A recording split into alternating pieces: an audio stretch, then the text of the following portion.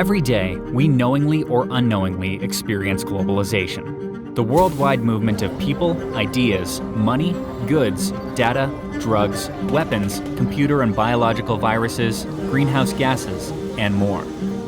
This isn't new. People and goods have always moved around the world. The Silk Road, a network of trade routes stretching from the Mediterranean Sea to East Asia, facilitated the spread of fabrics, spices, art, weapons, technology, ideas, and disease over thousands of years. What is new, however, is the scale, velocity, and range of these flows across borders. Think about the speed at which an infectious disease like Ebola or COVID-19 can spread around the world, or the reach of a financial contagion like the crisis of 2008. Look at your smartphone and think about the global coordination it took to produce. The interconnectedness of the modern world allows ideas, behaviors, styles, products, and news to spread more quickly and broadly than during any other period of history. But globalization's effects are complex. What represents an upside for some people might represent a downside for others. Technology, for example, allows billions of people to contact friends and access news from around the world.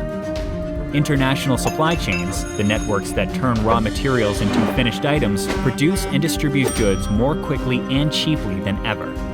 But the pace of technological innovation has also led to the automation of manufacturing processes, which eliminates jobs. Trade is another example.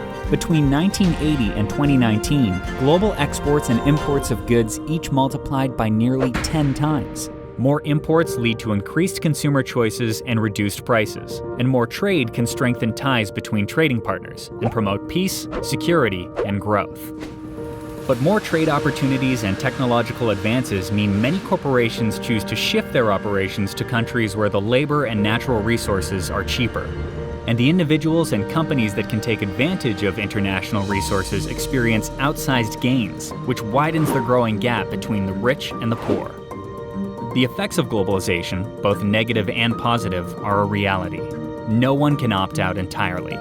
But governments have many options for responding. They can choose how open or closed they want to be towards trade, investment, visitors, immigrants, refugees, internet traffic, and more. Governments can also contend with globalization through collective rather than national responses. A set of international institutions and other arrangements has emerged to manage globalization. Although some countries view globalization as a threat to local identity, culture, or social and political norms, no country can be entirely self-sufficient. The challenge is for individual governments and the world collectively to promote globalization's benefits while effectively helping the individuals and countries that globalization hurts the most.